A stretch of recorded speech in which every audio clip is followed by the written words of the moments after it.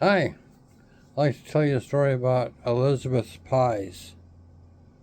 Elizabeth was a little girl who um, liked to bake pies. She learned how to cook by watching her mother, and Elizabeth was only like about 6 or 7 years old. And she liked to bake so much that she had extra pies, and she would take the pies around to people who she knew, her friends, that were sick. And then she started giving pies to people she didn't know, but she had found out they were sick.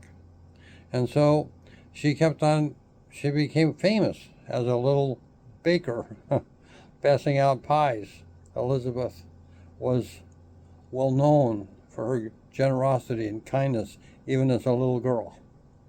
Well, one day Elizabeth got sick, and she had to go to the doctors, and Mom took her there, and the doctor did take care of her.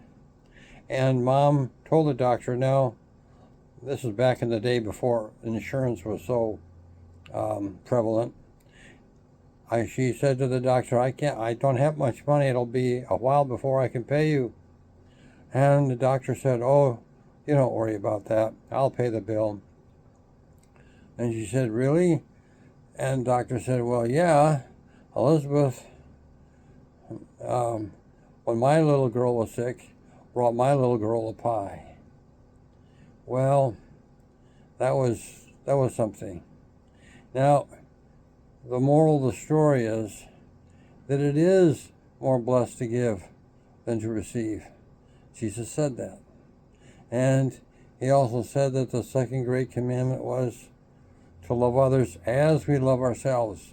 We do love ourselves, but we need to love others as we love ourselves, and we will be blessed for it. It's the blessing of the Lord that makes rich, says the proverb, and he adds no sorrow to it.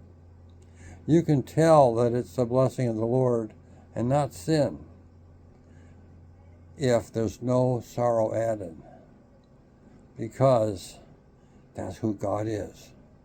He doesn't like to add sorrow. Yes, he will judge, but he loves us, and he doesn't want us to be condemned. That's why Jesus came and died on the cross and rose from the dead, so that we could have the forgiveness that Jesus paid for, because he loves others as he loves himself, just like we should. God bless you today. Bye-bye.